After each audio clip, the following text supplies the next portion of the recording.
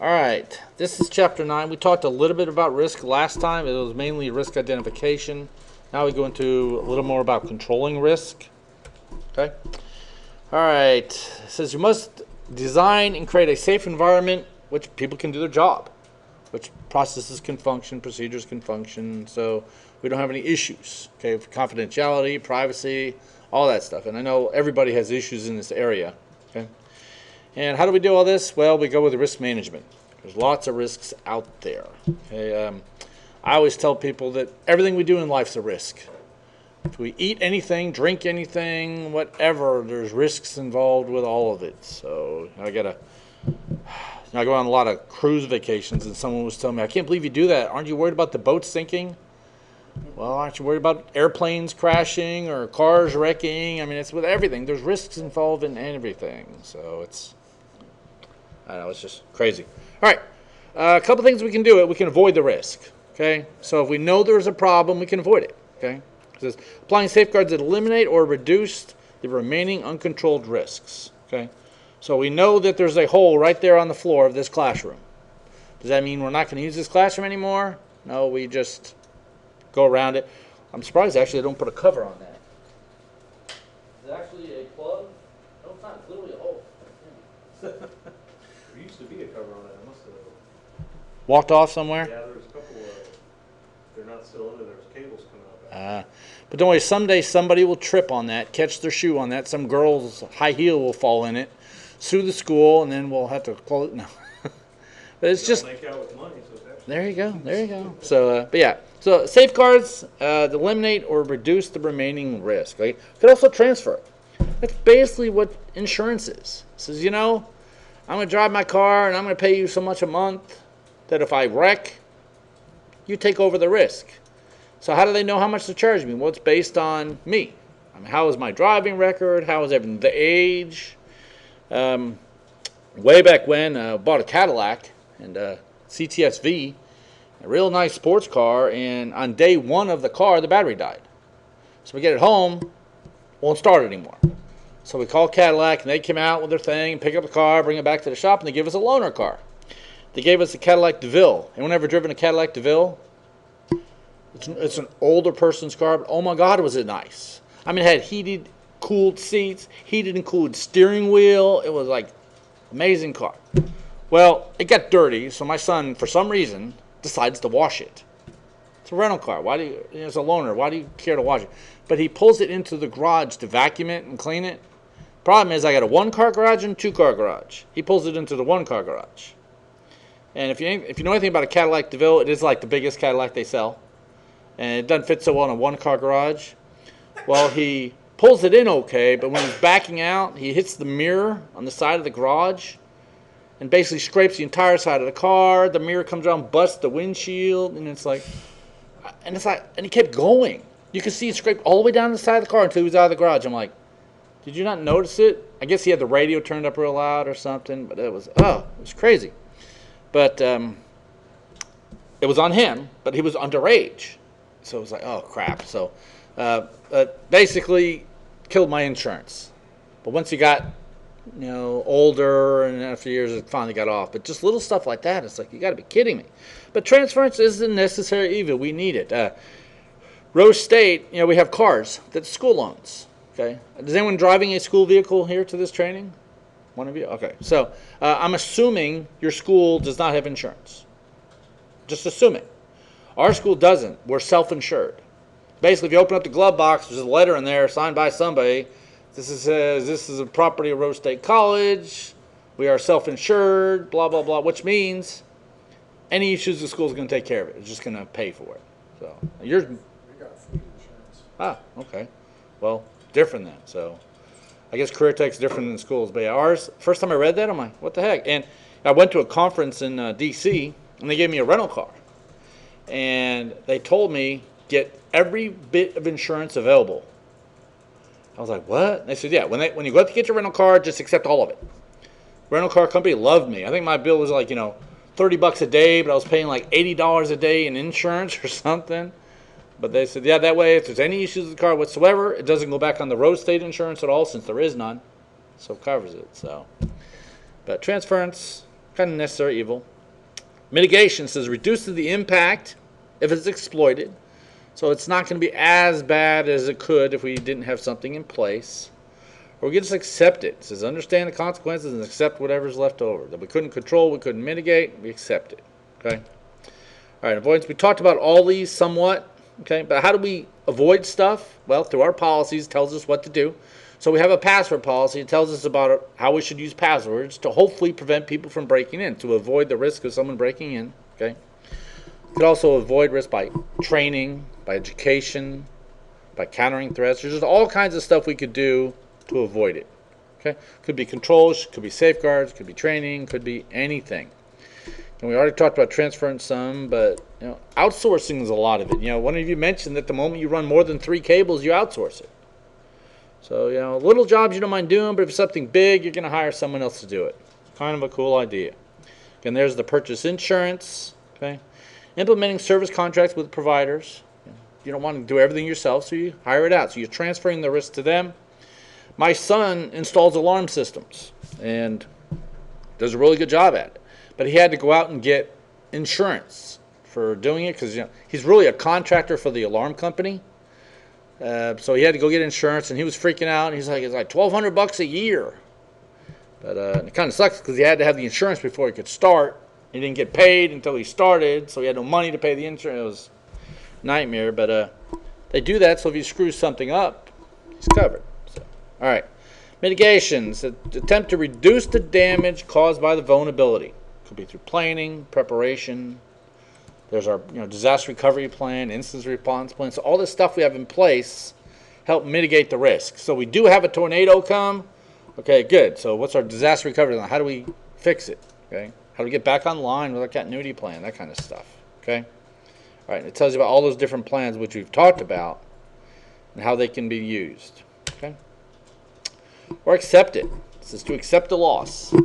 That's kind of what road state does with the car insurance. They really don't have the transference option because they don't have insurance. They just accept the loss. Okay. And I've never wrecked the road state cars. I don't know what they do, but assume they just accept it. So, all right. All right. It says determine the level of the risk to the information asset. So I get a machine over here. Do I want to spend money on it or just say, you know what, if someone steals it, not that big a deal. So we can accept it. Okay. All right, estimate the potential loss of attacks, cost-benefit analysis. So do I want to spend money to protect it or just live with it if it happens? That's pretty much what acceptance is. Okay.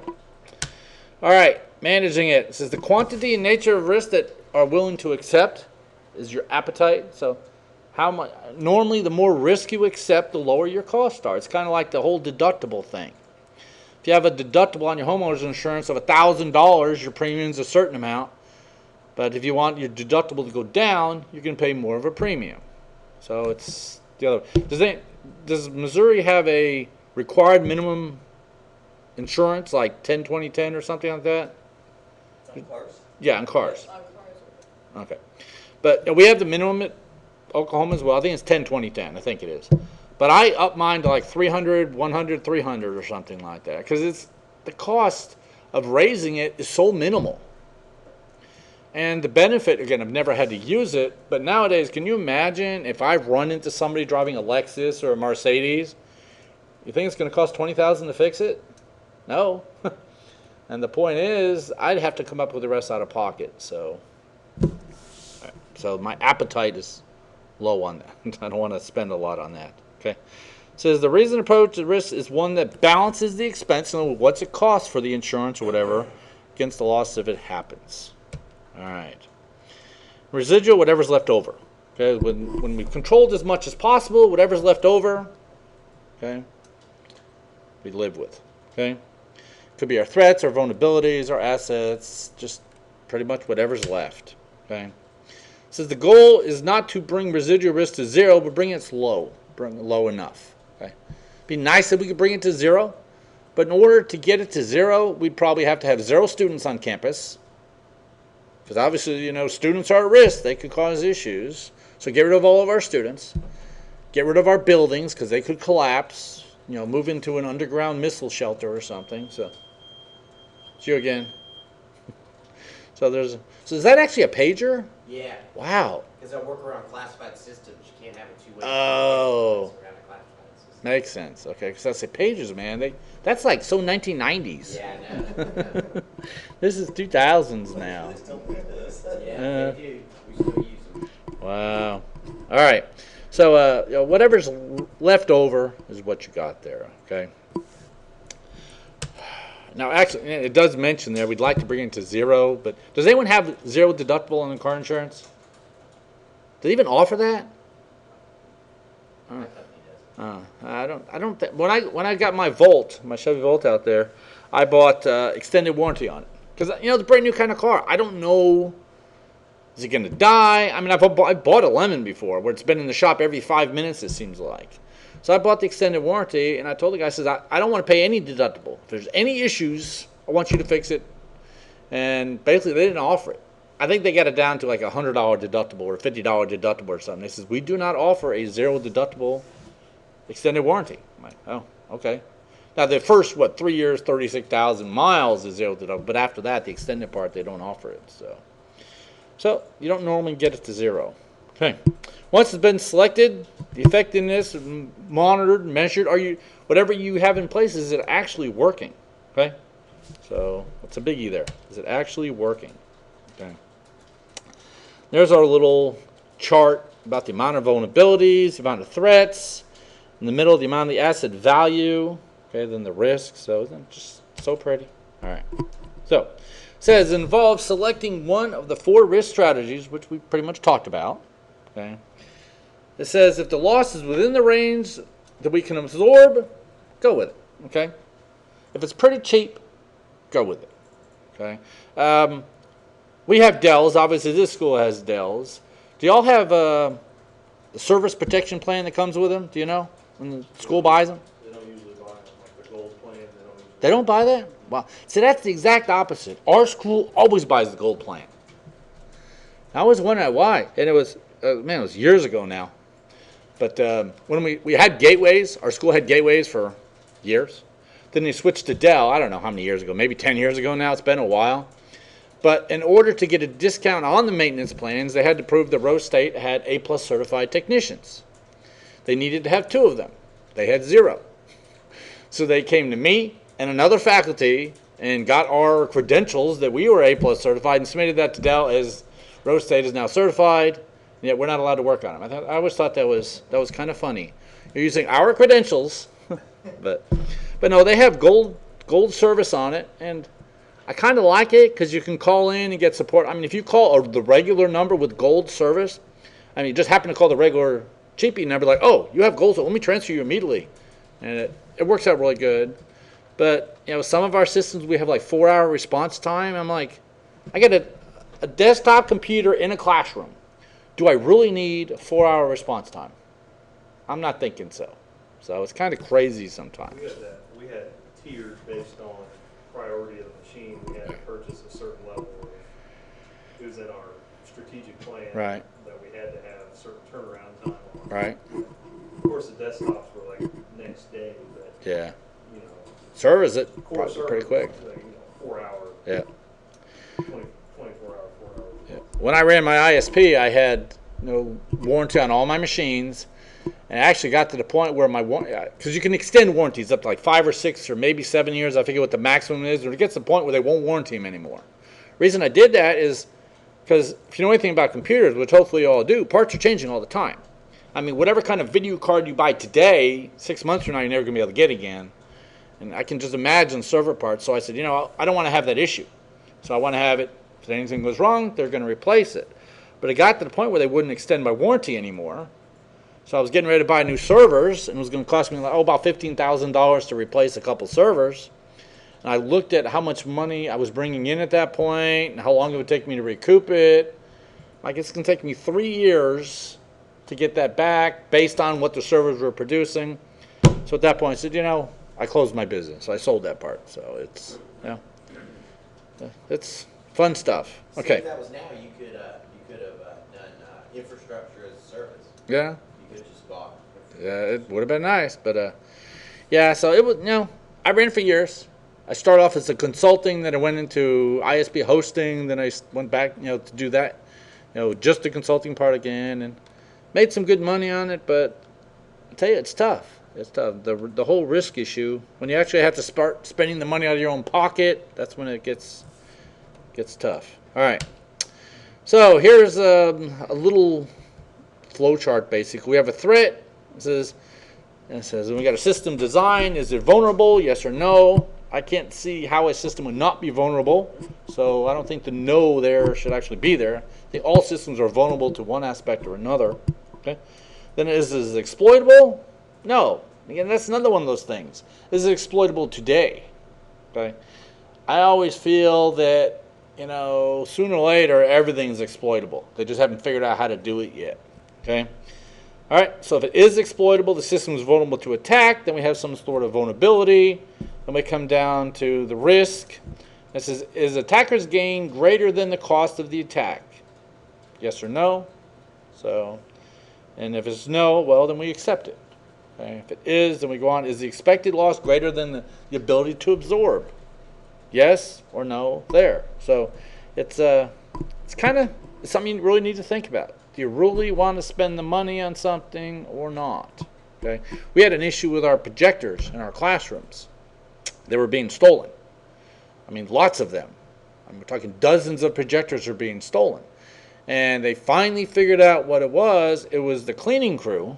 We hired a cleaning company to do our cleaning at night, which I'm assuming everybody probably does. But the guy in charge actually got hired with a fake name, fake identity, fake everything. And he was the manager guy, was actually the one stealing it. So the guy that was actually walking around, yes, projector's still there today, he was the guy actually stealing them. So it was kind of funny, but they finally caught it. I had a pretty good example. Since we're moving from our old building to our new building, we have all the classified cables up in the ceiling. Okay. And some of them are large fiber optic cables. Right. And the question is, normally we don't allow any uncleared people in there, but they want to let movers in there and stuff. So, yep, happens all the time. There's all kinds of issues with it.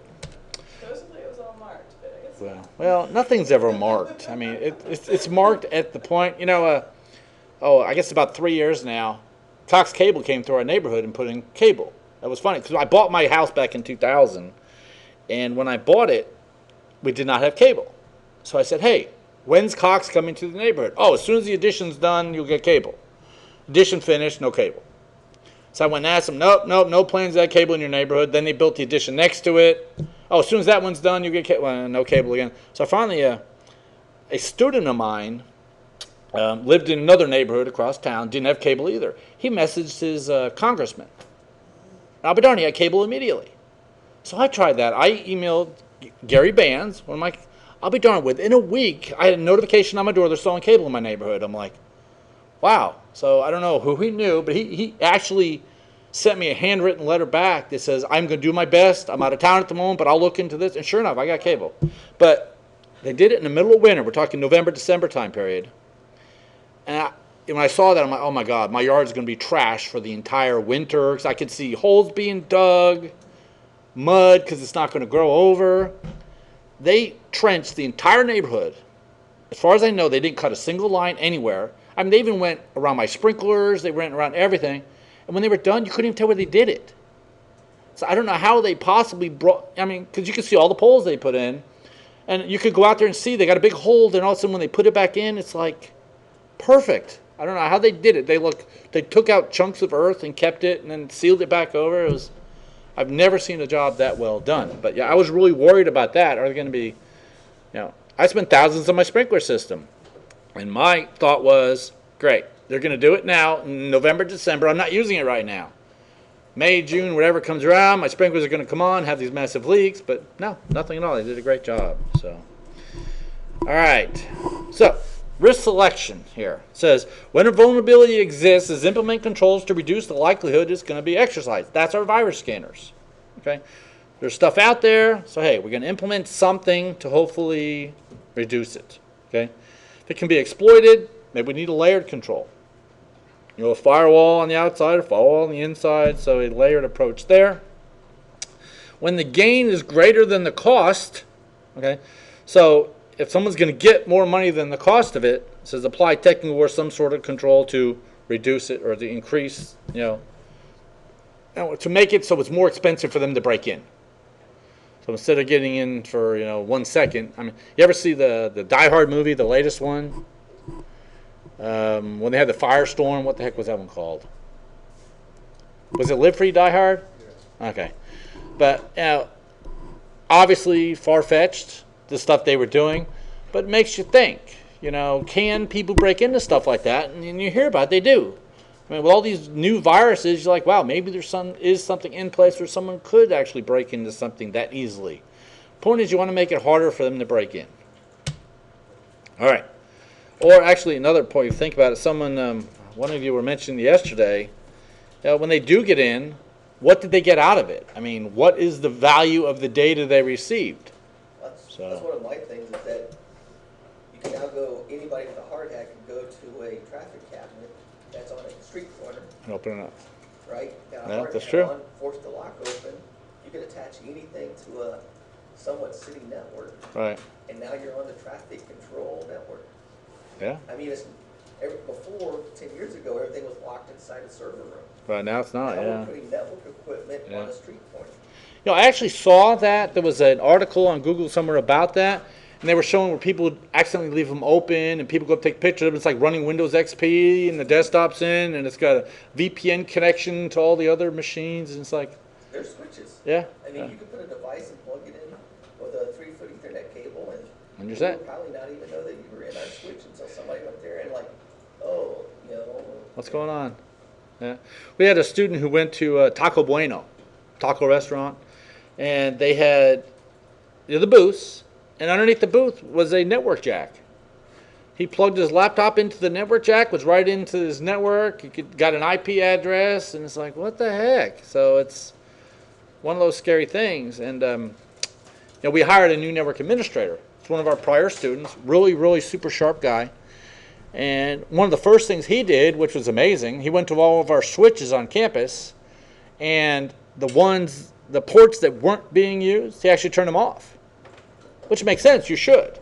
Why do you want, say, I know there's probably, well, maybe not in this room, but in ours we have ports along walls that aren't being used. Why should they be enabled? You don't want someone to just be able to walk up and plug into them. So, and when he first said he was going to go do that, I said, well, that's a waste of time. Well, no, it's not a waste of time. It's actually good.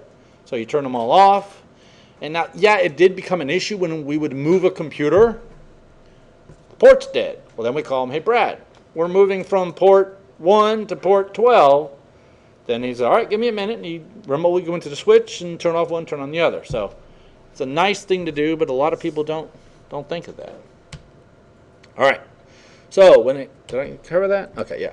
When a loss is substantial, it says apply design controls to limit the extent of the attack, so basically reduce the loss. So make it so if they do get in, they're going to get less stuff. Okay? Be nice if we get rid of it totally. And just like any other thing, it's pretty much a cycle. It goes on forever. You should always be looking for new risks. Identify your assets. Develop control plans. Then implement access. Are they working great? Yes. If not, design them again. Even if they are working, plan for maintenance. They say 3/4 of the cost of anything out there is in maintenance. So we actually the jury duty system in Oklahoma, was the last I heard, because I had a student who worked out there, was still written in COBOL. And when's the last time anyone's seen COBOL? We used to teach it at our school, but it's been a long time. And the question was asked, why? Why is it still written in COBOL? They said because that's the way it was developed, and they don't want to spend the money to redo it. But I think it's one of those deals that sooner or later you're going to have to redo it. They're going to get to the point where the hardware is not going to be available anymore. I worked in an area in the military called ARMITS, Aircraft Radar Maintenance Training Set. It was basically a simulator for the radar on the AWACS. Okay? It was written on an IRMX operating system, which is a real-time operating system. The software we wrote for it was written in Pascal 286, so you could tell this is some old stuff.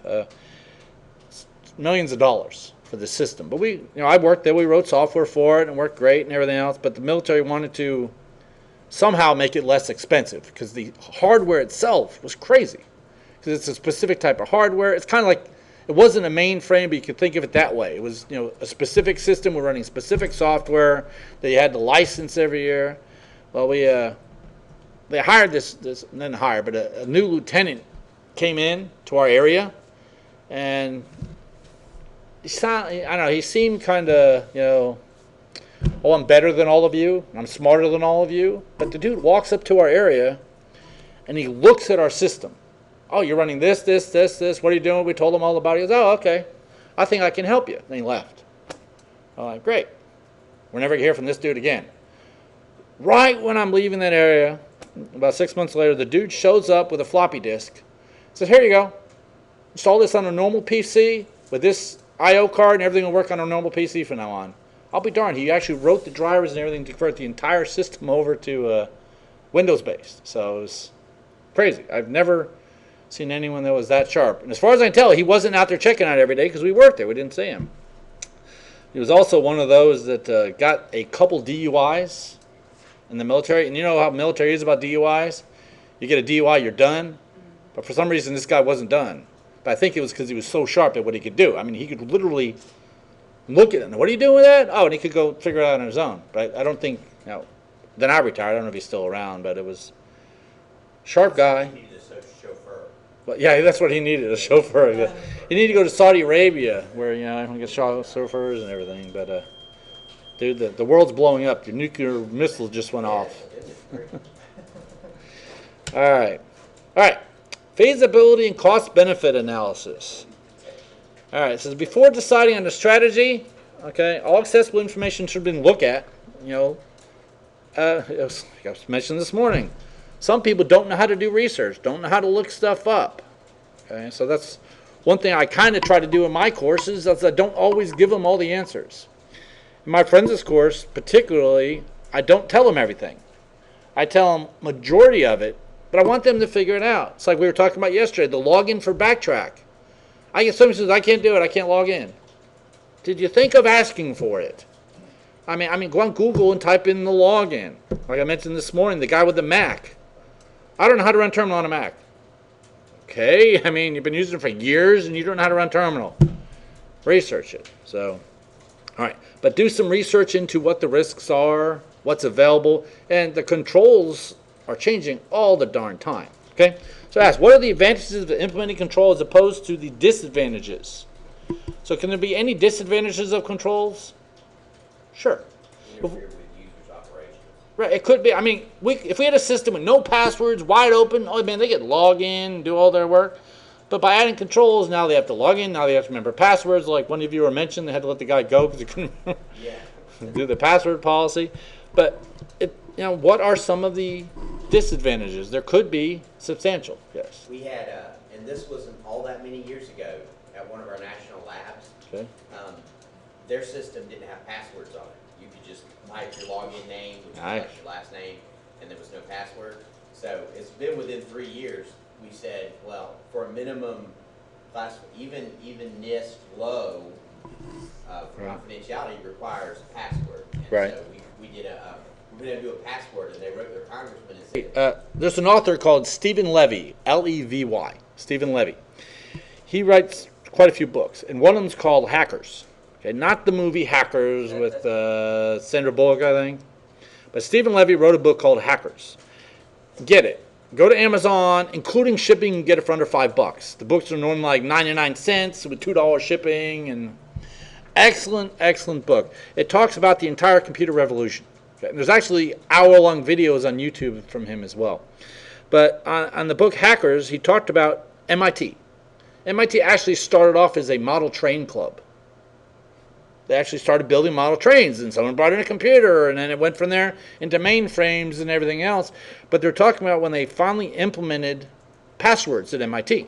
Because the early systems didn't have any. They were like what you're talking about. It just worked. You just did it. Well, when they implemented a system with the passwords on it years ago, the administrators were like, man, that's going to suck. How are people going to remember? So what they did is they put a note on the screen when asked for a password, just hit enter. So that's what they did. Everybody's password became the enter key. So it was, it's. Yeah, so now the guys I'm working with, whenever we try to establish a new control, they always tell me that I'm killing science. Yeah. They're killing science. But but if you get a chance, read that book. It's really interesting. It talks about how they would, they wanted the people to stay out of the lab, so they put locks on the doors, but they had ceilings like this. They said it made it a joke that they'd keep changing the locks on the doors. Then the next morning, the people would come in and find all the students sleeping on the couch, sleeping in sleeping bags in the lab area. I'm like, how are you getting in here? So they changed the locks again, add more locks, and then they said all they were doing was climbing through the ceiling. So it's I don't know, it's funny stuff. Meantime, your security guard is out writing courtesy tickets. Yes, writing courtesy tickets. You should not be parking here. So it's I don't know. Yeah, about when I got my new car a couple years ago, not the one I have now, a couple of years ago, and it's like day one. I got my new car, park at Rose. I mean, you don't even have a license plate yet. I got a ticket. I'm like, how am I supposed to even register this car? So I went over to admissions and said, I need a faculty parking thing. What's your license plate? I ain't got one. What do you mean? I said, the dealer plate. I can't, it's one of those I can't give you one for that. I'm like, well, you don't tell security to stop giving me a ticket then. So it was funny, but okay. Yeah. So we do pay security a lot, though. Yeah, they're highly trained and just crazy. And ours aren't even just security, they are actual police officers. Actually, we have that now. It was funny. We had a rent-a-cop system Yeah. where the whole school was it wasn't even police. It was rent from a security company. The dude who weighs 400 pounds that you could outwalk him. But we had that system. Then someone presented to the school that, hey, we should get our own police force. They did all the analysis. We're going to have 4 officers. We're going to hire 4 retired police officers to run our police force. We went for it, and they bought them a car. Then all of a sudden, it's up to 12 officers, multiple vehicles, and all of a sudden, it's like, whoa, this is getting out of hand. So then the next thing you know, that's all gone. They're all been retired. Now what we have is rent-a-cops, literally off-duty cops that watch, which is awesome, because they're driving out in real police cars with real guns, that they're there during, I think, from 7 a.m. to 10 p.m., and then after those hours, that's when we have the old rent-a-cops walking around. So I kind of like the way it works. Does it work good for you guys? Seems to. Yeah. I think the students appreciate having an actual cop standing there with a gun rather than, we literally had a dude who must have weighed 400 pounds. He walking along like, and it was like, dude. Well, as long as he had a cell phone on him, he could call 911. I don't know if he could lift his arm that high. Yes, it was terrible, but yeah. So all right, so there's a number of ways, advantages and disadvantages of different controls, and one issue about controls we kind of talked about, but it might not be hard for me to figure it out. But what about like that secretary we have in our division, who's really old, doesn't understand computers very much? So for me, it might be really okay. I told you about the Google two-factor authentication. Not an issue for me. I can use it in a second. I can imagine me trying to get that secretary to use it. It would take forever. I don't think she could. First of all, she doesn't have a smartphone, so how's she going to get the token to log in with? But you got to think of the controls as the lowest common denominator. What can the little guy over in the corner, can he figure it out? So tough stuff like that. Okay. So the primary means are based on the value of the asset. So what is the cost of what we're trying to protect? So if we just got an empty storage room, do we need a biometric lock on it and all that stuff? Probably not. Unless they can go through the ceiling and get into the server room. All right. Cost benefits. Yes? Do we dumb it down, or do we? I would say we do dumb it down to an extent, but not You can't keep dumbing it down. right. Okay. What I think you do is you where you don't need it, where it doesn't give you value, you can do that. But where you can really get value, where it really does provide value, then you invest the money and the Right. effort to do it. The problem comes in, I think, is some organizations invest the money and they don't actually get very much value. Right. Scenario, doctor's office. Office manager. I got a student who works at the VA center. His signature line in his email says a new unpatched system on the internet, live on the internet, will last like 6 seconds or something like that. It's true. 'Cause, man, I used to have hundreds of thousands of hits against my ISP system. But we talk about dumbing it down. I don't know if you really need to dumb it down, because we're at the point now where I think the technology can be brought up where we still have the security, but it makes it easier. A prime example of that, Windows for Workgroups we mentioned yesterday. Did anyone actually set up TCP/IP on Windows for Workgroups? Oh, yeah. Yeah, I used something called Super TCP for Windows. Came on like 7 floppy disks. Had to answer 200 questions. And it was like the hardest thing in the world. Yet nowadays, it does it. It's automatic. So I'm thinking we're at the point now where it's going to get easier. You know, RFID. Y'all know what RFID is. Okay? Everything's, it's a funny story. I bought a wallet, and right before I went to Florida to look for a house when I was in the military, and every time I went in the grocery store, my darn sensors would go off. Then it turns out when I got back here, I'd go into Walgreens, the sensors would go off. Long story short, the back of the wallet, way up underneath, had a darn RFID tag that certain sensors, the stores in the Walmart in Florida, the Walgreens up here, would go off. Every time I walk in, it would go off. I'm like, dude, I'm coming into your store. So, but it was tough. So I see that at the point where, and it was a video a few years ago by Microsoft. It was about the office of the future. You basically walk in, everything changes to your scheme, your background, your wallpaper, everything, and it works for you. I think we're going to get there soon, where it's going to know us. You know, I don't know. And there already is RFID you can put in your skin so a system can identify you. But I think it's going to get to the point where even dumb people can figure it out, because it's going to say, oh, you're so-and-so. It's going to be one of those deals. I'm not a particular fan of biometrics. We're going to talk about that in the next chapter. They work to an extent. But I think it's going to get to the point, like facial recognition. Anyone ever see how that works lately? It's amazing. Even with my iPhone. I go to take a picture with my iPhone, and it automatically detects the faces.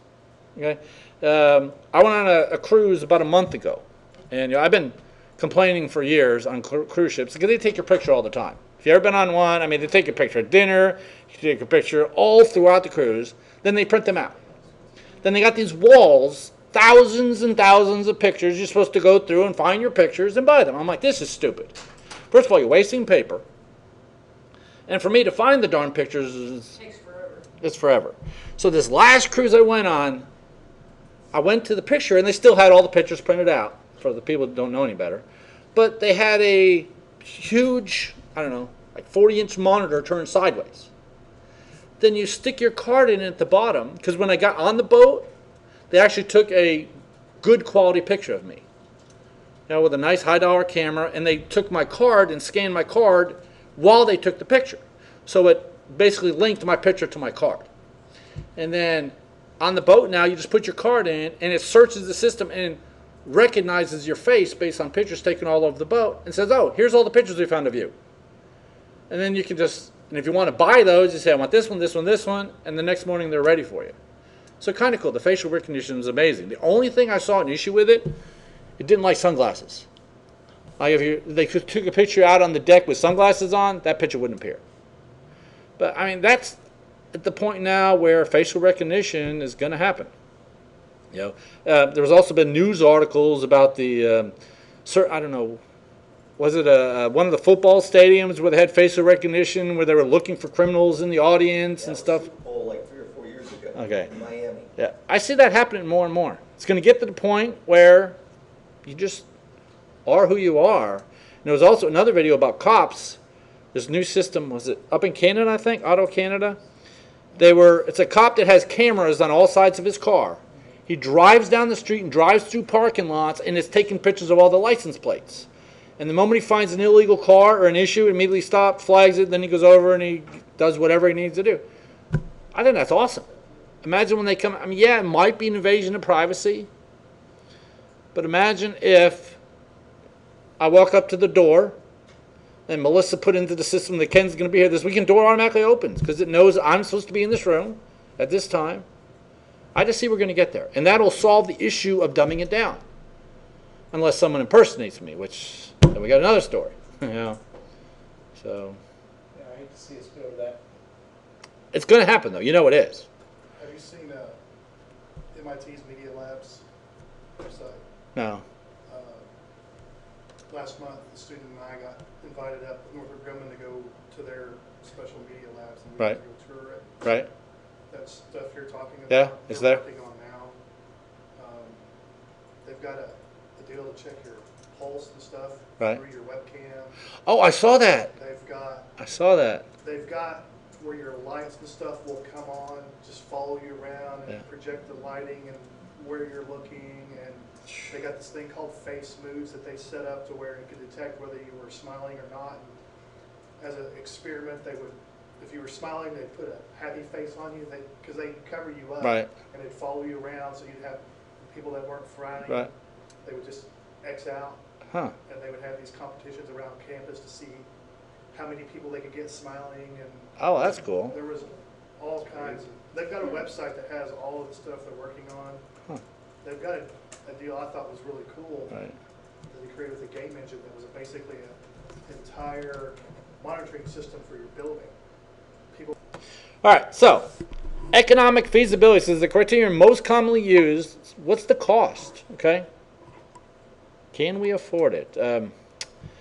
Yeah, so it's tough. Okay, and begin the analysis body says evaluating the worth of the information asset to protect it in the loss if it's compromised. Again, we need to look at what the asset is, but the biggest issue there, which I mentioned yesterday, I think, but is the value of an asset is not set in stone. The value of an asset drops immediately. So many people, they'll buy a computer. Like, remember a few years ago when you bought a top-of-the-line computer was $3,000 and it's still about $3,000. It's just getting better hardware each time. But some people buy a computer and says, oh, no, I'm not getting rid of that. I paid $3,000 for that. Yeah, but what's the cost of it today? You know, the cost of, hardware, that's why I really, really hate buying computers. Because next week they're outdated. And the moment the price starts dropping, because they're being phased out. Same with TVs. There's always something. They want to have one of the newer TVs that has DLNA in it. Well, I bought one, didn't realize what the heck. I bought it so that I could plug a flash drive into it. So I could put videos on a flash drive and then just go watch the videos. Worked great. So I bought one. But also had this thing called DLNA. I don't know exactly what it stands for. But it connects to my network, detects my computer systems, connects Windows and Mac and all this other stuff. There's a program called Views, V-U-Z-E, which is free. You can put on there. And you can dump movies in there, dump pictures, dump music, and the TV detects it. Then you can watch whatever's on your PC. It is the most amazing thing. So I have 2 TVs now that support it. And it's awesome. I don't have to worry about, I don't have any antennas connected to them. I have Netflix on them, if you want to watch some on Netflix. Then if I want to watch any other movie, so I work for a video store, so I get all the movies for free.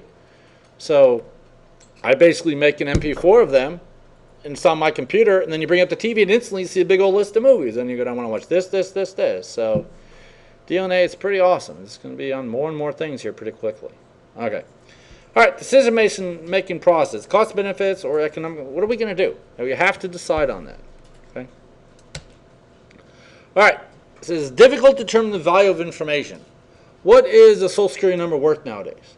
What is a credit card number worth? There's a movie out there, To Catch a Predator. No, not that one. Hold on. Darn it, I can't remember that. Okay, Catch a Predator was the people, but there's one where they, I saved it from 60 Minutes. It was Dateline. It was Dateline something or other, but they were trying to catch the Nigerian Yes. scammers. Yeah, I can't remember the name of that show, but I have a copy of it because we showed it in our personal finance class. I gave it to the instructor. But they were showing on there where they actually took a credit card company who generated valid credit cards and put them on the internet. And they were showing that they would be gone instantly. I mean, it usually took about 5 minutes for a credit card to be zeroed out. I was up in Maryland about 2 years ago at a conference. For the NSA, I was up there for an NSA conference. And I got a call from Chase. I'm sitting there at the final day at the luncheon, my phone goes off. So I look, it's my credit card company calling me. And they're like, Ken, are you currently making a long-distance phone call to Canada? I'm like, no. They said, well, someone is using your credit card. So somebody up in Maryland took my credit card. My Discover card years ago, probably about 10 years ago now, was stolen. Somebody, as far as we could tell, it came from a Crest grocery store because their systems were down, so they did the whole swipe card thing one day. Then immediately after that, my card was used. It's about $17,000 they got away with. It was used at Sears, Home Depot, Best Buy, used at all these stores, and all of a sudden they call me and they said, is your wife currently at Sears buying something? I'm like, no. Because, it was funny, she was actually getting a blood transfusion at that time. So I went down and found her. Sure enough, she was getting it was actually an iron transfusion. So she was getting an iron transfusion, she wasn't at the store. So what it was, someone got the card, cloned it, because they actually had the physical card, and was using it in the stores. So it's amazing. And they sent us the copy of the receipt, signature didn't match at all. They asked me to go to the police station, which I did. File a police report. Guess what the cops told me? I said, why are you here? They said, we can't help you. It says, you're not responsible. It says the responsible party has to file a police report. So I called Discover, they said no. I said, yeah, we expected that. So was I responsible for anything? No, not a penny. And the funny thing was, Discover, FedEx overnighted me a brand new card. That's not cheap to do. Why would they do that? Yeah, I have a $20,000 limit. And I would literally spend $20,000 a month sometimes. I paid it off every month. So they weren't getting the interest, but they're still getting the transaction cost, even if it's only 1%. So man, they literally overnighted me a card. It'll be at your doorstep by 8 o'clock tomorrow morning. I'm like, okay. So, and I wasn't responsible for paying. Now they did about a couple months later, did contact me, and there was a couple of charges they wanted to review. One was at Sam's gas station, which sometimes you buy something and it takes a few days or weeks to come through. And I said, yeah, that was me. So they put it back on my account. So it's tough, okay? But the cost of information, so what is a credit card number worth? They were selling them for pennies. You can buy a valid credit card number for, I think it was like going for a nickel or something like that. It's like, what the heck? But it was awesome. They were showing where they were used. A lot of times what they'll do is they'll take your credit card, they'll make a very small charge. A call to Canada for $1. See if the card's good. And then the moment they do that, then they start, killing it until it runs out of money. So it's, what is information worth? Okay. Now at our school, what's that information worth? Well, it is Social Security numbers. It is student IDs. It is. Do grades have any value? I'm not the ability to change a grade, but could grades be valuable? Heck yes, they could. So we could determine who's the better students, who's the worst student. There's value in pretty much anything nowadays. Okay. So it says factors that affect the cost. How about the development? Now I actually wrote a couple pieces of software. I wrote an accounting system for that Marine guy, which he absolutely loved. I don't know, I charged him a couple $1,000 for it.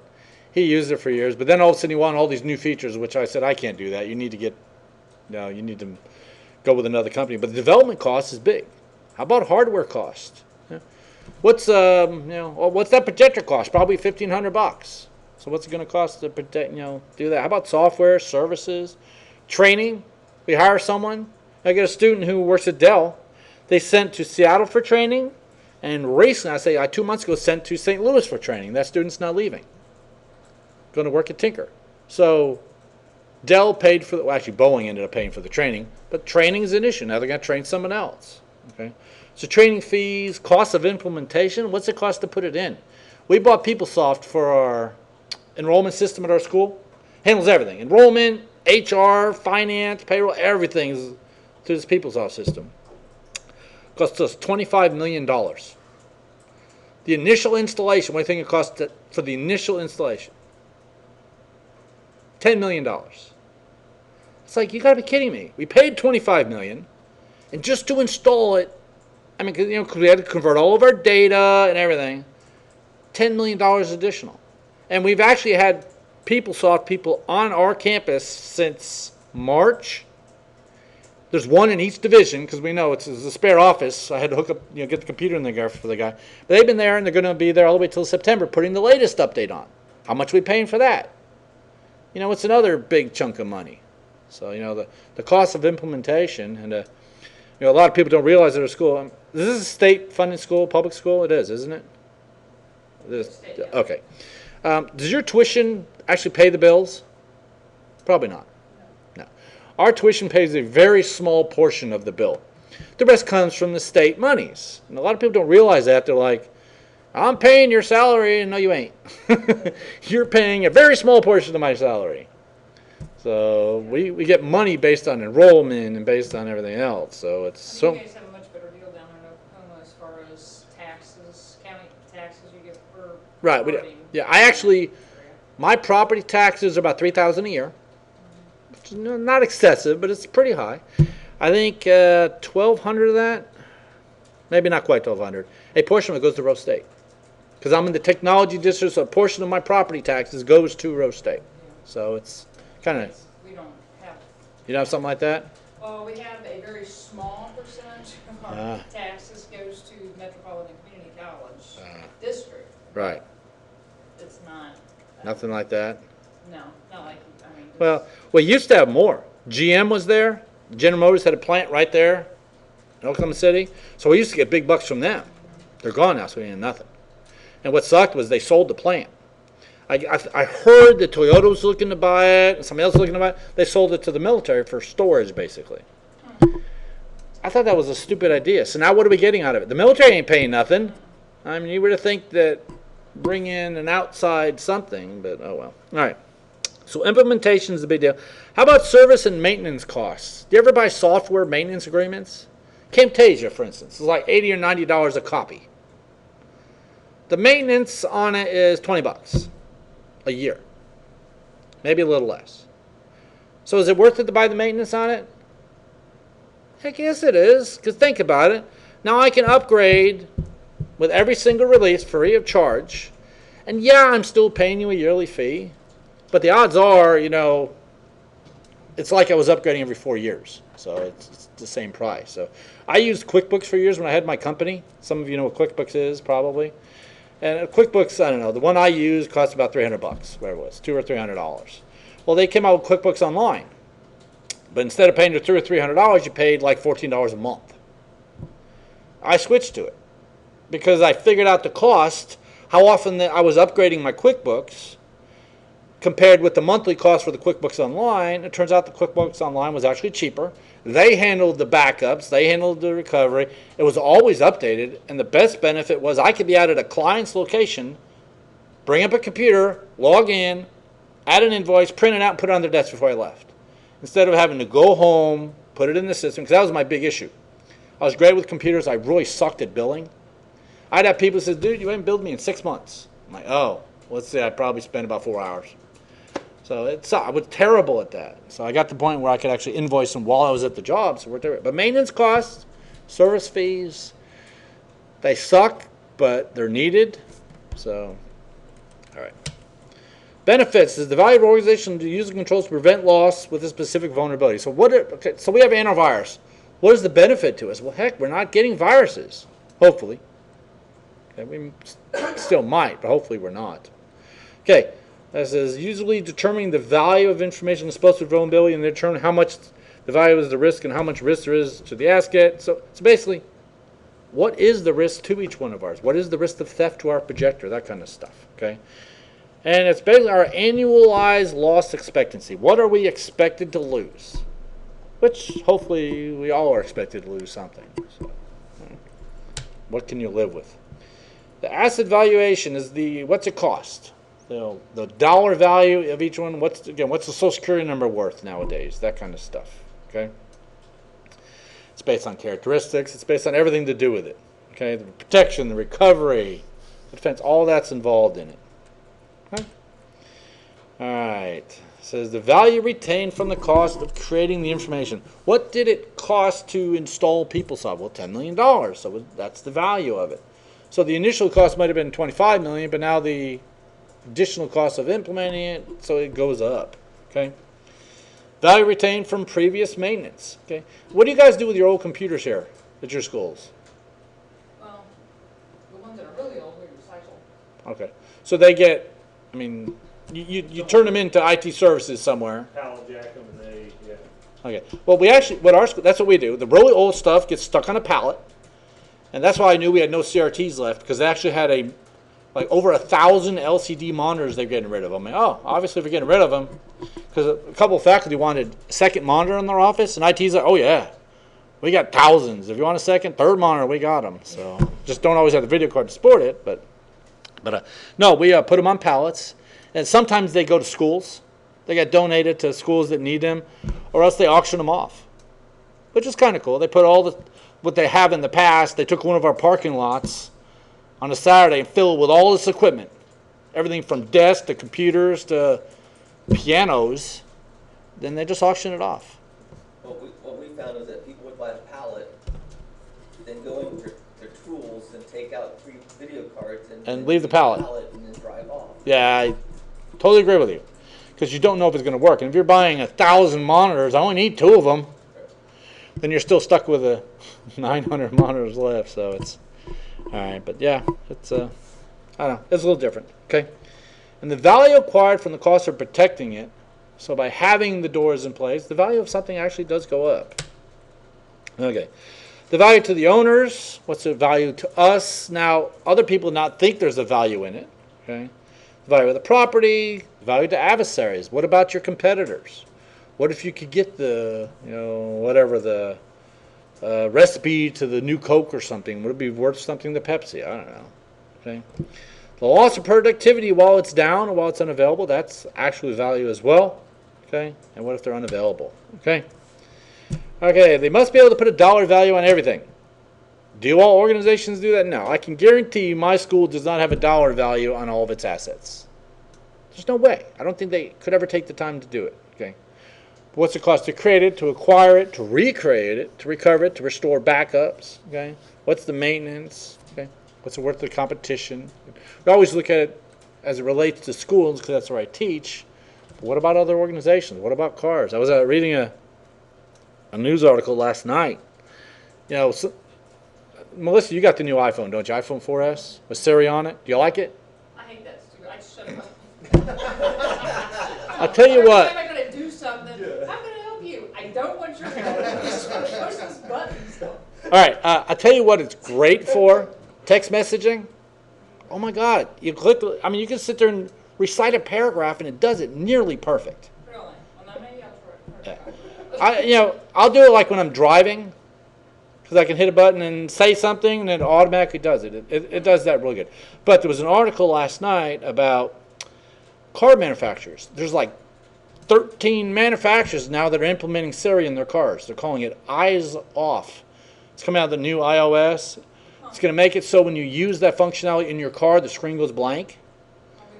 But yeah, they're implementing Siri in the cars, and they were saying how this other company that has a lot of the functionality in cars is just, their stock dropped like 9% yesterday because of the word that all these other places are going to start putting Siri in their cars. So I like it. I mean, the more I start using it, the better. Well, maybe that's what I need to do. You need to start. My wife has an incessant need to text while she's driving, so I hooked their phone up to the Bluetooth, and now it's like you're dying to say something, you don't have to touch anything. Just call them, yeah. Just use the Siri and it'll send the text. Yeah. The only issue with sending text with Siri is you got to say, text Melissa. What would you like to say to Melissa? Blah, blah, blah, blah, blah. Okay, here's what your message sounds like. You want me to send it? Where normally what I do is I just bring up the text message, then I just hit the little microphone button. Well, yeah. Talk and hit done, and it automatically does it. And still, it does require manual. I have to look at the screen a couple times, but it's not while I'm typing it. But we find it kind of funny. Like my school's on the street called Huderberg Drive. It can't do it. The word Huderberg, you get like iceberg or who bought the bird. It's like, what the heck? But it's it does get better. It does get better once you use it. But yeah, do you ever use alarms for anything? Okay, I'm really I have a pool in my backyard. I got to put water in it every now and then. And many a times, actually, it just happened recently. I'll turn the pump, the hose on, forget about it. Wake up at like 4 in the morning. Oh my God! And go out there, and the pool's right at the very brim. But normally, when I do something I need to stop, All you got to do is hold the button on your phone, set a reminder for 8 p.m. to turn off the water. That's all you got to do. Yeah. And it does it all. So I should probably take advantage of that. yes, you, feature. it does quite a bit, but it's kind of cool. But yeah, what's the meaning of life? Yes. I don't know. There's a lot of funny things it says on there, but no, I try to use it. But what would that be worth to the competition? Android, stuff like that. So that they have something similar, but all right. So potential loss is what could occur if it's exploited. And does that mean it's going to be exploited? No. So if it's not going to be exploited, why protect it? The thing is, it might be exploited. You just never know. It's like if I'm never planning on. I mean, I've actually had a student a few years ago who had no car insurance. He'd go out and buy the 1 month insurance so he could register his car. But now in Oklahoma, that's changed. Because the moment you cancel your insurance, the insurance company notifies the DMV, which then, I guess, put your tag out for the cops to look for it. But he would not buy insurance. I said, why don't you have insurance? Because I'm not going to wreck. And that's literally what he said. He goes, but I'm not going to wreck. I said, yeah, the problem is you're going to wreck into me. And, I'm one of those that, my cars are all paid off. So really all I need is liability insurance. But I always look at it like, my car's new. Or fairly new. I even got a 2009 car. I still have full coverage insurance on it because it's the people like that student. I'm not going to wreck. I don't need insurance. And it's like, So it drives me crazy. So, all right. So ask the questions. What loss could occur and what financial impact would it have? Okay. So what could happen to this building? I mean, you could have a tornado like Joplin come through here. You could lose everything. So should we invest in tornado signs or whatever? What would it cost to recover from the attack? And how much money would you lose on that? So that's another big issue. Say you lost everything. Like, I told you yesterday, we print out 2 copies of our grade reports at the end of each semester. It's a waste of paper. But can you imagine if our system went down or got corrupt or something else? So it might be worth it to waste a little bit of paper to have the ability to go back and get that information. Okay. And what's the single loss expectancy? So how much money we're going to lose from that particular incident. All right. So single loss is the calculation of the value associated with the most likely loss from an attack. So what's that virus going to do to this PC? Okay. Based on the value, what's the expected loss from a particular attack, and there's the math for it. Okay. All right. It says the information is usually estimated. I would say it's always estimated. Okay. Because what are the percentage, what are the odds a virus is going to hit? It's hard to come up with the true figures on those. Okay? It says the probability of a threat occurs, the probability of loss from an attack within a given time frame. So what are the odds we're going to get hit by a virus? If you've ever looked at a firewall log, it's amazing. Okay? A lot of us have Linksys routers at home, that kind of stuff. Most people do. Under the administration area, there's an option to turn on logging. Okay? Interior and exterior logging. Turn on the exterior logging and just look at it. It's amazing the amount of stuff that tries to get into your house. It's just people trying all the time. They're always trying to break in. So just turn on logging and you'll see that there's threats out there. When I had my ISP, there was so much out there. The problem is the higher bandwidth you get, the more problems you have because now more people can try to attack you at the same time. So, all right. The CBA determines whether or not to control the alternative is worth the associated cost. So if I'm going to have to spend $1,000 for one license of McAfee to protect $1,000 computer, is it really worth it to me? Okay. Or when we buy that gold insurance, is it really worth it to me? How often do we use it? I would say very seldom, but we do use it. So I just think it's funny. You guys don't buy that, and we do. And maybe it's just a policy at our school. We have to buy it with everything. Even our Apples, we have to buy Apple Care. I was always big on buying the warranty services. And even with my iPhones, I would always buy the Apple Care, the 2-year extra protection for it. And I got to thinking. It says if you look at it, Apple's putting out a new phone every year. Pretty much. You automatically get 1 year's worth of warranty. And every year I replace my phone. So if I'm replacing my phone every year and I automatically get 1 year warranty, so why do I need to buy the extended warranty? So last couple I stopped buying it because I'm not using it. So because you always get it for the first year anyway. Which now that I don't do it, they'll probably stop updating phones and I'll lose my phone or something. It'll break, but all right. Okay, it says the cost benefit must be calculated before the control or whatever is implemented. So see what the value is before I go out and spend the big bucks. Okay, so we're getting ready to, like I said, upgrade our bandwidth at our school, which means we're going to have to upgrade our firewall. So hopefully they looked into, okay, what's the benefit? Well, first of all, we're going to have higher speed, so I would assume we would do it. But, what if there was no benefit? Why would we do it? So, all right. So we've got to determine if implementing this is actually valuable. Okay? All right. Or calculate over time. When I was going to buy my new servers, I figured out the amount of revenue I would be receiving from the servers, subtracting, my cost of operation, then figured out how long it would take me to recover the servers. So that's always important as well. You need to see, if there's any money in it. If I actually did the calculations, I would have made profit. But if I had done the calculations and find that I'm losing money, would I do it? That's why I was looking. You see people that own businesses that have, loss every single year. Why do they stay in business? Sometimes they do it because, with my business, what was a cool thing? I don't know if does anyone run a self-employment in here? Yeah, my wife is. Okay. What was awesome about being self-employed? I had every gadget known to man. And the tax benefits. Yeah, exactly. I mean, I had, new laptop, bought it, new cell phone, bought it, because, it was cutting into my profit, but it was also cutting into my taxes. So I could literally write off everything. I bought a new car because they had a small business. You had to buy under a 6,000 pound, so I bought an SUV, and it's like, Because you got more off. Yeah. If it was heavy enough. right. My accountant is the one that says, "Ken, how old's your car?" I said, "Whatever." She goes, "You need to go buy a new car." I said, "What do you mean?" She goes, "You really need to. You got too much profit. You should go buy a new car." Okay. So it's kind of weird, but so there are benefits. So really, my company would not make much money. But I had all the money. Let's see, my internet was paid for. I had T1s coming into my house. So obviously my internet in my house was super fast for free. Wasn't that it was free, it was that the company was paying for it. My cell phones were paid for. Even my lawn service. It's like my accountant, she would go through every single thing I paid for. She says, "Wait a minute, you're paying a guy to mow your lawn." I says, "Yeah." "Yeah, but you run your business out of your house. Do you ever have someone come to your house?" "Yeah, once in a while." "Yeah, we're writing off part of that because lawn maintenance is part of it." I'm like, okay. It's just stuff you don't think of. Ozarka water coolers. She goes, "You ever have people come over your house?" "Yeah." "They ever want a drink?" I'm like, "Yeah." "We're writing off part of that too." I'm like, "You gotta be kidding me." But it's legal. And the thing is, if you don't write it off, I was always one of those like, "Yeah, but it's not that much money." Her point was, "Yeah, but it's legal, so why not do it?"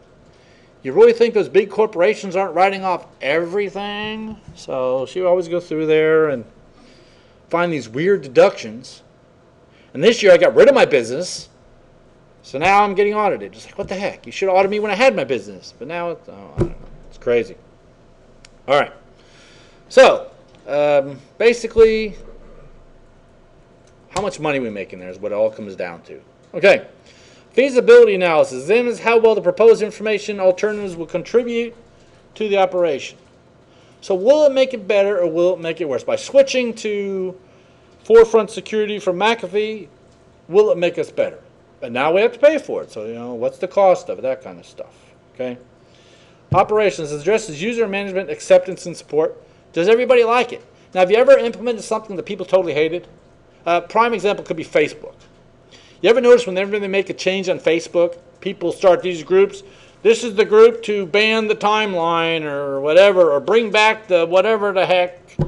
There's always people that hate it. It's like those that don't use Siri. She's not listening.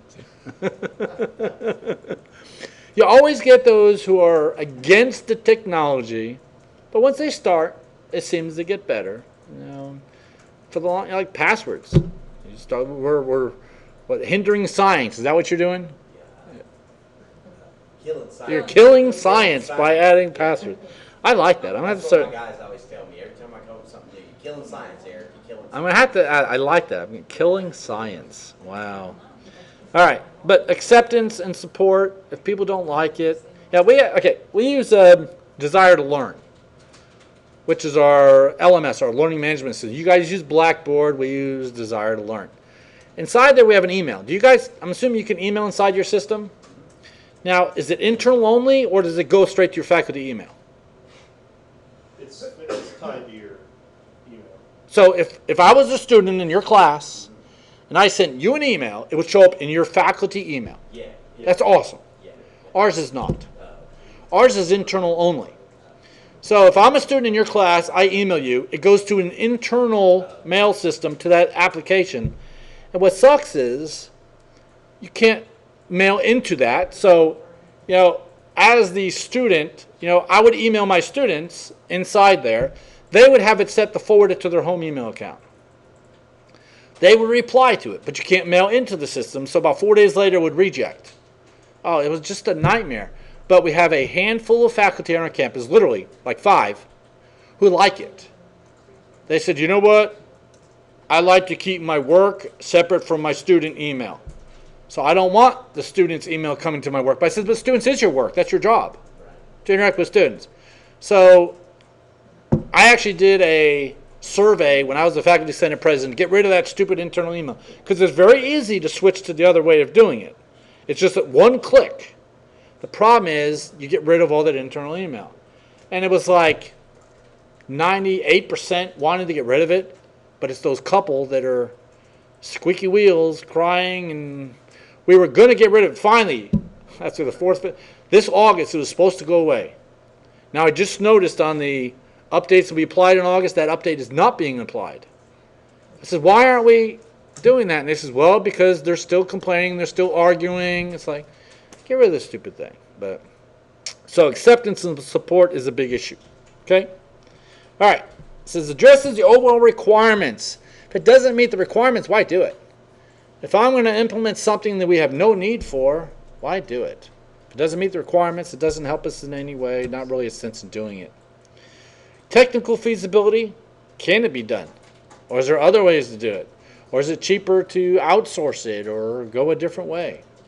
And that's something that changes all the time as well, because the technology is changing every 5 minutes. Okay?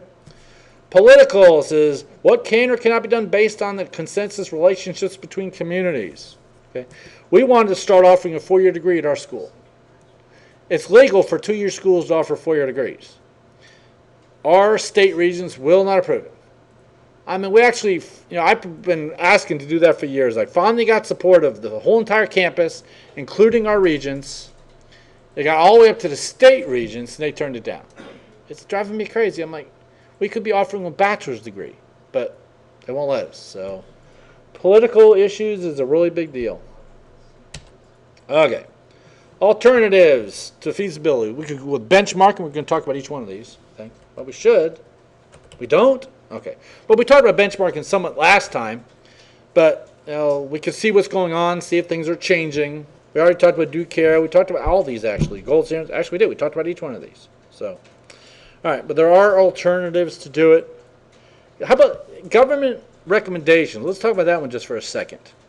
So prior to implementing our PeopleSoft system, we used an HP reflection system, which is a different system for managing the school. We had it for years, didn't want to replace it, but it got to the point where the entire state of Oklahoma was going to the PeopleSoft system, so they forced it upon us. So it's one of those deals that was expensive, didn't know if we really needed it, but we were told we were going to do it. I'm assuming there's probably stuff you guys do here at the school because you're told to do it. Okay? You don't have a choice. They says, you're a public school, you will be implementing XYZ. Okay? It's like non-smoking policies. I mean, you guys have that now, I see, which is good. We have it as well. Is that mandatory for all government or state businesses yet, do you know? Ours isn't yet, but it's getting close. I mean, in other words, all government buildings, which this is a government building, it's a public school, in Oklahoma, well, I mean, can they smoke in some of them? Some places still can. I don't know. I thought it was, yeah, I don't know. It was, so it's probably not mandated by the government yet. But I actually brought that up for years at all schools. I says, we want to go non-smoking. And I says, yeah, but we're next to Tinker Air Force Base. We can't do that. What are you saying, the military has to smoke? But then you got all the reports of the military trying to go smoke-free. So I'm like, yeah. We implemented it about a year ago. But See the city, like City of Independence, don't they ban it in all public places? I think so. Okay. I think it does, Yeah. I think city. so that probably had some reasoning toward you guys doing it then. Probably. When I was in the Navy, What? you could still smoke in the airplane when you were flying. Oh, nice. Yeah, that's what I thought. Yes. I didn't smoke, but I had Oh, you smoked. people that did. Hey, you Right, smoked. And I was like, seriously? You're like this far away, you know? Yeah. But by the time I got out, they had made it where you couldn't smoke in the airplane anymore, and I was like, you got to be kidding me. That's You're stupid. flying along, and it's okay to smoke. The biggest reason NCC all of a sudden went, from what my understanding is that we have a health science institute downtown. We have a partnership with one of the hospital systems. Right. And they were like, hello? You know? Well, So that really made Yeah. them just do it. Yeah, but then I all think you- they were thinking about it, but that was really the biggest reasoning to do it. yeah, we got St. Anthony's Hospital in Oklahoma City, and I was there a couple years back at night visiting somebody. I still like you walk out and you see these at the break area outside. You see doctors, nurses out there smoking. I'm like, Yeah. you should know better. Yeah.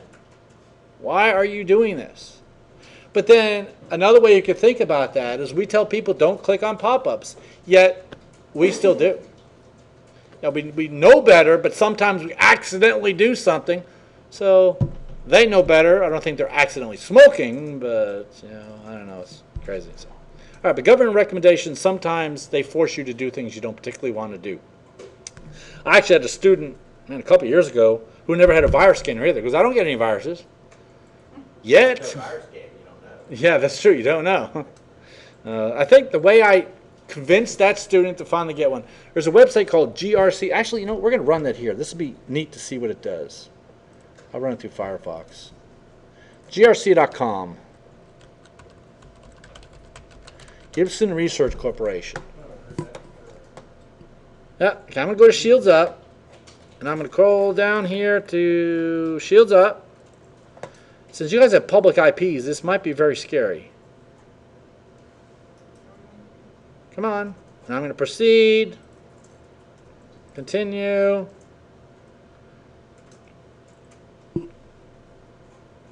Okay. And we'll just do common ports. There it is. All right. Now you do have virus scanners on, so it's probably going to prevent some of it. But I had a student do this. And it came up and it says, whatever, computer number. It says, Chad, you're running Windows whatever, you're using Office whatever, you're currently editing such and such a document. And it was very scary. So at that point, he decided he needed to have some sort of security on his system. Aha, port 135 is open. That's normally a NetBIOS port. That's not bad. That's all you have open on the common ports. So which But- one did you run to get that? I did common ports. Shields Up. Go to Shields Up and then go common ports. But really, really cool application. I recommend you do it because it's an eye opener to students sometimes. Okay. All right. Let me see. I think Messenger, all service ports. Let's see if this one. I'm gonna see if I can do this one pretty quickly here. Pause this for a minute. All right, basically we got two ports. We got 139, or 135, and we got 912. Apex Mesh, Apex Relay Service. I have no idea what that is. But when reading this, you have three options: open, closed, or stealth. An explanation of what that means is open is the door's wide open. Anybody can come in, anybody can come out. Closed means the door's closed. But we do know there's a door. So we know there's a door right there, but the door is closed, which is better than open, but we do know there's a door. Stealth means you don't even know you got a door. So, kind of a cool program. So, I recommend you run that. Have your students run it. It's kind of cool. So, all right. Yeah, we got a couple of minutes here. Come on. All right. Recommended practices. This is typically look at more straightforward method. They go by what other people recommend, actually. Okay. There's an ongoing search for design architecture that goes beyond, so it basically makes it better, okay? Whether we can do qualitative and hybrid, quantitative, I'm sorry. Basically, this is the value with actual values in this. What's it actually costing us to do this stuff? What's the actual cost of the item or the control we're putting in place?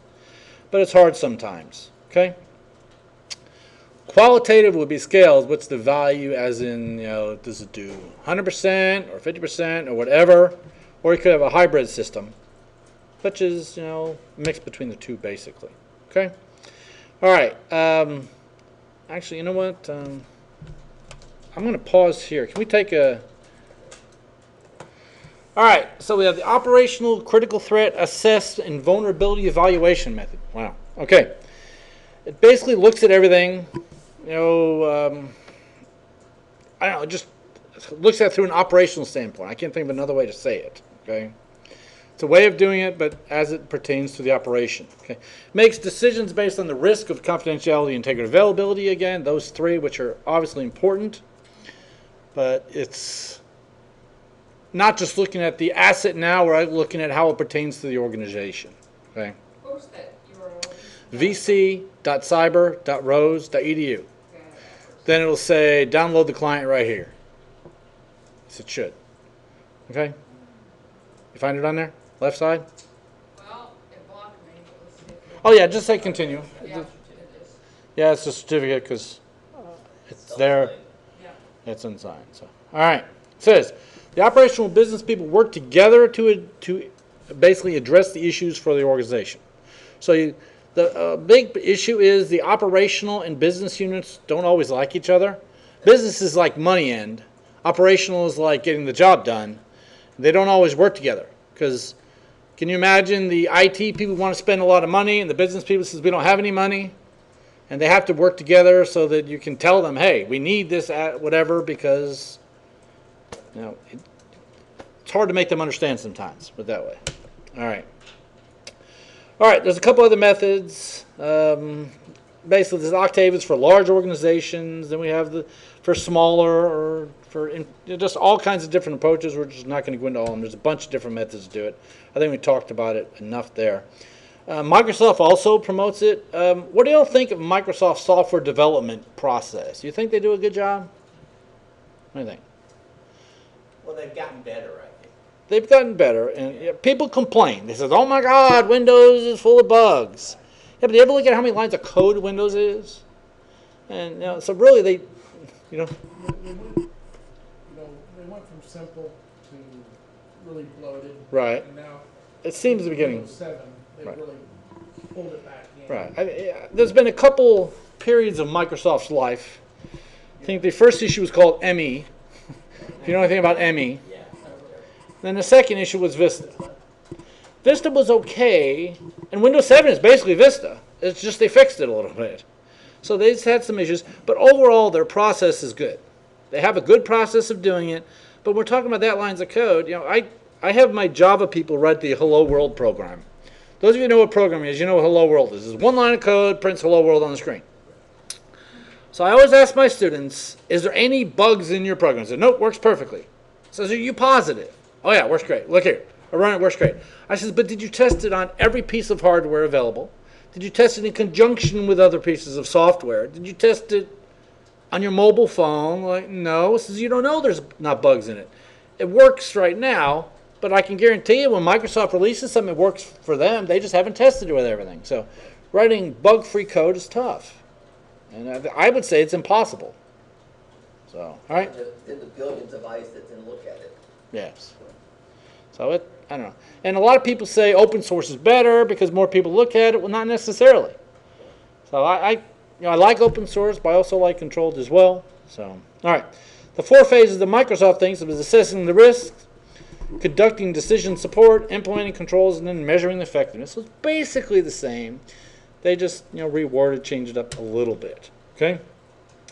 With assessing the risks, this is prioritizing the risks facing them. What are there? They come up with a plan, gather the data, and prioritize it. Okay. Decision, again, we're trying to figure that out. Okay. What are the requirements? What are the controls? Then review your solution, then go out and implement it. Okay. and implement your controls. Okay. And then actually measure. Did it actually do what we thought? Does every control you put in always solve your problems? No. Is it all configured correctly? No. So a lot of times you have to evaluate those and change them up as well. Okay? And there it is. It's a continual process. Okay? There's a little more information about it. FAIR says the factor analysis of information risk network include taxonomy for information risk. Basically, it's another way of doing it. Okay? It's another engine for calculating risk. Okay? And there's more information about it. Okay? All right. Step 1, you identify the scenario, the loss events, loss frequency, profitability. So pretty much, they're all basically the same. They just do it a little bit different. Okay, 2007, which is up there. You can look at it. Again, talks about risk in a different way. Okay, this is not the 800-30, but this is the ISO for risk management. Okay, there are other methods. There's websites you can go. There's just all kinds of stuff you can do to calculate risk. All right, and I think that's about it for this. Stop this.